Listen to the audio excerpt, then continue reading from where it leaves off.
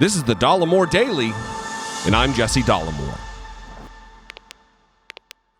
Today's video is brought to you by Noom. In just a minute, I'm going to talk about an offer from Noom to you in my audience that I really believe can benefit you. Before I get to that, though, I want to preface what I'm going to talk about today, and that is this breaking news, this bombshell reporting from the Rolling Stone. I know every time I do a story from one of these outlets that seems untraditional, non-traditional for politics, people push back like it's not legitimate.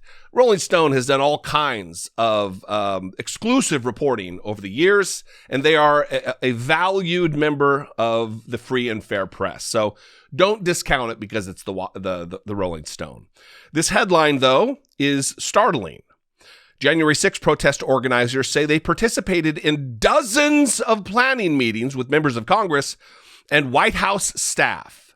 Two sources are communicating with House investigators and detailed a stunning series of allegations to Rolling Stone, including a promise of a blanket pardon from the Oval Office. We know that Donald Trump abused the pardon power, the power granted to him by the Constitution of these United States. We know that he did. He did it in an effort to protect those in his orbit, the satellites that orbit his pumpkin head, the Paul Manaforts, the Roger Stones, the litany of people connected to him, directly connected to him, who were convicted of crimes. So why would it surprise anyone that they were bandying about, that they were dangling the possibility of a blanket presidential pardon in advance of any violence?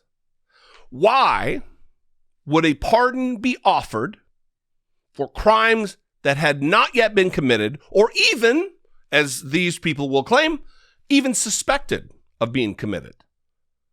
Because these people say no one expected January 6th to be violent. No one. So why were there pardons being offered? And any congresspeople who were involved in this need to be expelled from the body. They need to be cut loose, sent back to civilian life where they can try to sow chaos there as private citizens. Before I get to this, though, and there is some remarkable stuff in here, a word from today's sponsor, Noom. A few times over the years, I've mentioned an accident I was involved in while on a training operation in the United States Marine Corps. I was on a military motorcycle and ended up in the ICU with a dislocated hip and knee, as well as a slew of other injuries. These injuries have culminated in my later life into a bit of a struggle to maintain my weight, as many of you know. A few months ago, I started using Noom, and with the help of its science-based cognitive behavioral therapy model, I have now lost nearly 15 pounds and see myself losing even more in the coming weeks and months. I feel so much better, more energy, more mental acuity, and less important but no less satisfying, my clothes. They fit so much better. And no, I have not been starving myself or doing 1 million pull-ups a day or anything like that. I have simply changed my process.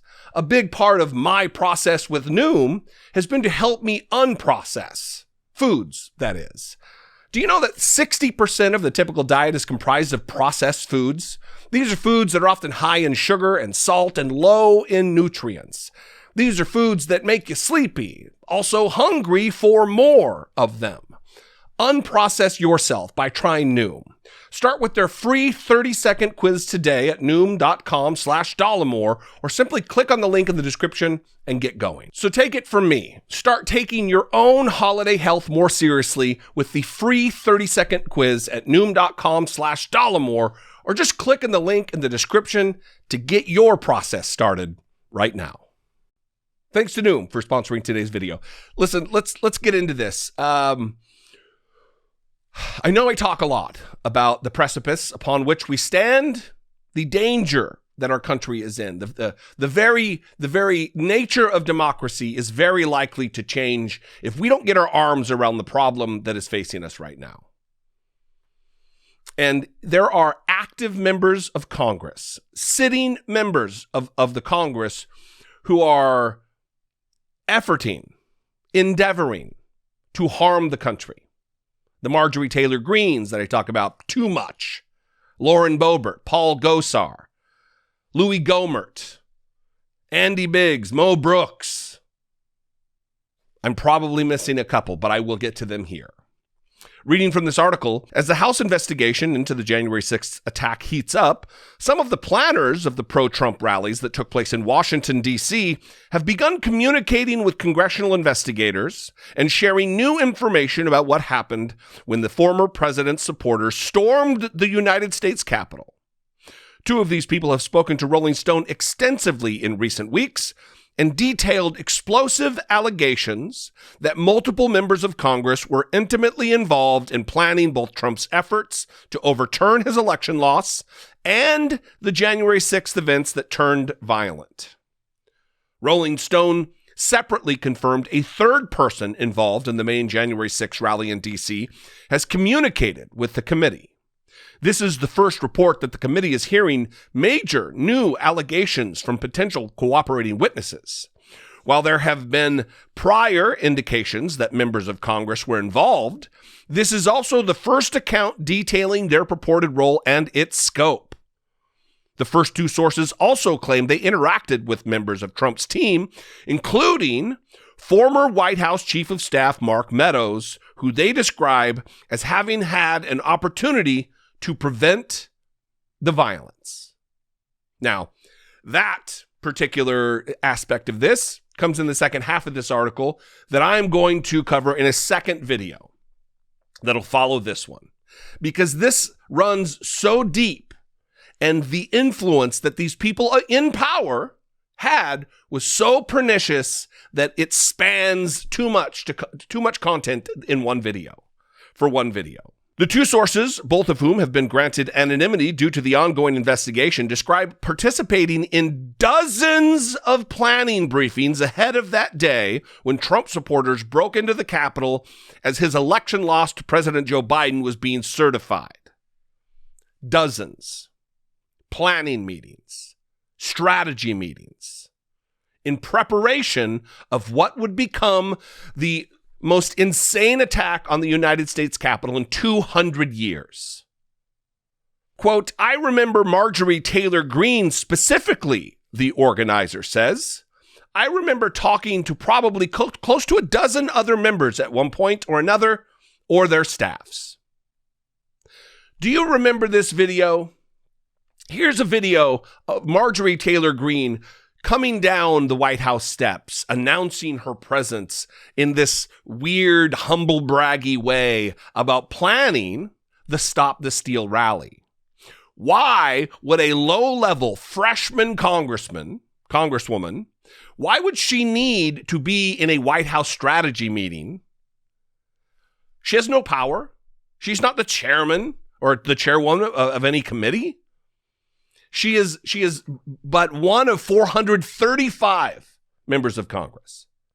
Yet here she is announcing that she's involved in high-level meetings planning the Stop the Steal rally. Just finished with our meetings here at the White House this afternoon. We had a great planning session for our January 6th objection. We aren't going to let this election be stolen by Joe Biden and the Democrats. President Trump won by a landslide. Call your House reps, call your senators from your states.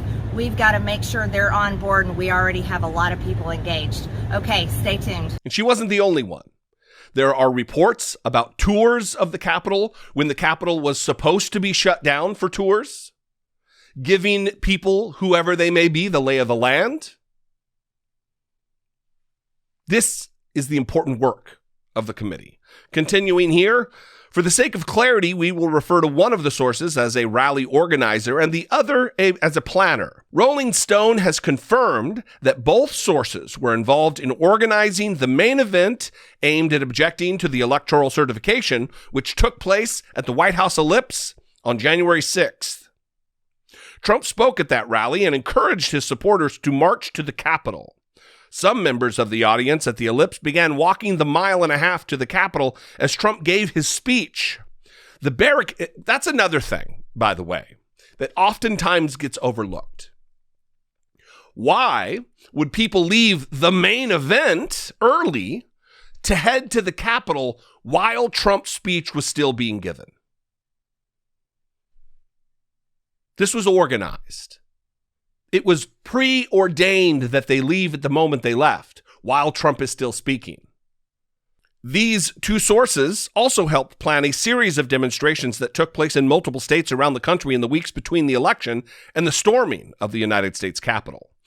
According to these sources, multiple people associated with the March for Trump and Stop the Steal events that took place during this period communicated with members of Congress throughout this process. Here is the list of individuals that need to be expelled if indeed it is confirmed that they had a role in this.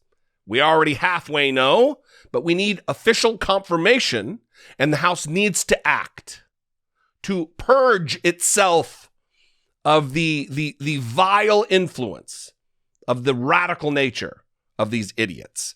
Along with Marjorie Taylor Greene, the conspiratorial pro-Trump Republican from Georgia who took office earlier this year, the pair both say the members who participated in these conversations or had top staffers join included Representative Paul Gosar, Republican from Arizona, a virulent white separatist, white supremacist.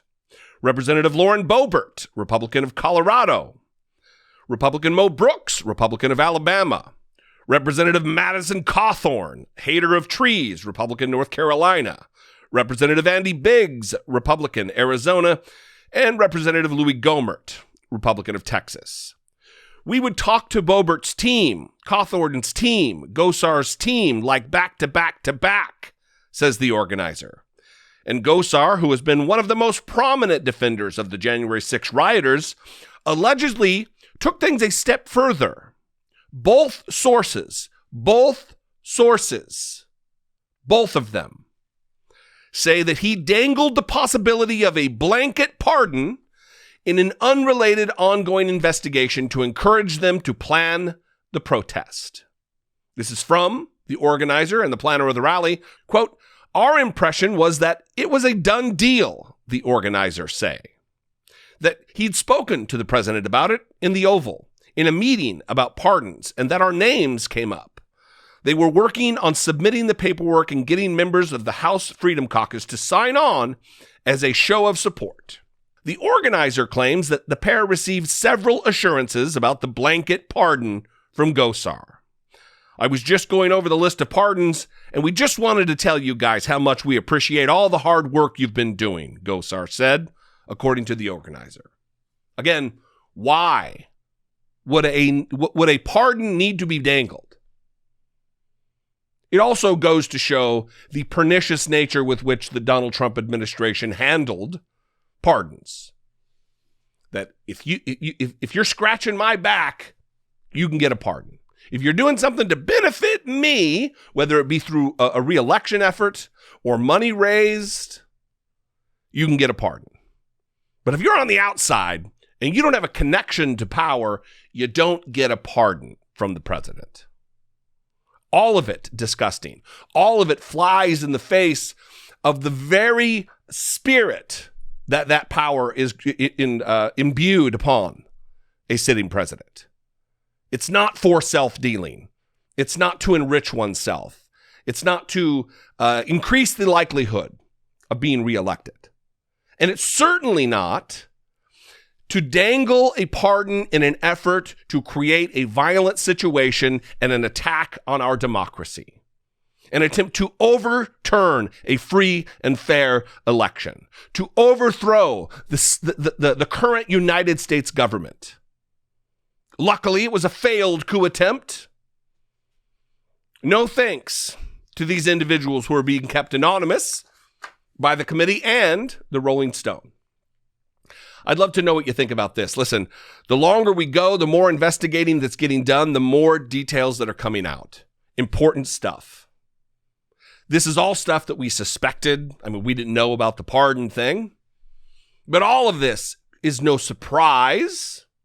But just because it's something we suspected, we didn't fully know the extent to which things were going down. And the more time that passes and the more investigations that go on, we're going to find out more. I'd love to know what you think. You can call, leave me a brief voicemail, 714-576-4054. Of course, you can email me daily at dollemore.com. Thanks for tuning in. Thanks for joining me. Follow me on social media. I would absolutely love to connect with you there. I'm at Dollemore all the way across the board. Instagram, Twitter, TikTok. And if I bring you value, and only if I do, look, I'm not for everybody. I know I say that a lot, but I'm not. But if you appreciate what I do, I would appreciate it if you're in a financial position to do so, to consider supporting my work here on the platform for $1.99 a month. You can become a channel member. Click the join button below, see what's involved, become a channel member, or you can head on over to patreon.com/IDoubtIt podcast. I love you guys. Keep your head on the proverbial swivel. See you next time. Until I do, be genuine. Take care of one another.